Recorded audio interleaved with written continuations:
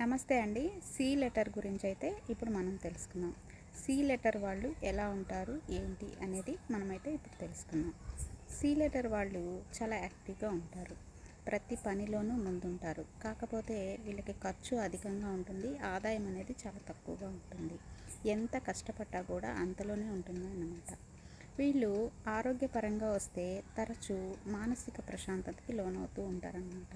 డిప్రెషన్గా ఆలోచించుకుంటూ ఉంటారు. వీళ్ళకి ఆరోగ్య సమస్యలు చాలా ఎక్కువగానే ఉంటాయన్నమాట సి లెటర్ వాళ్ళకి.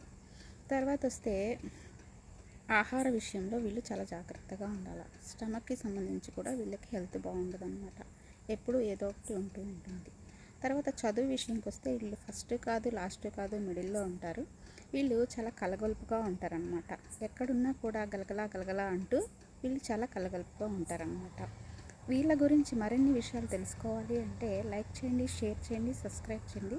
తర్వాత వచ్చి డి లెటర్ గురించి రేపు చెప్తాను.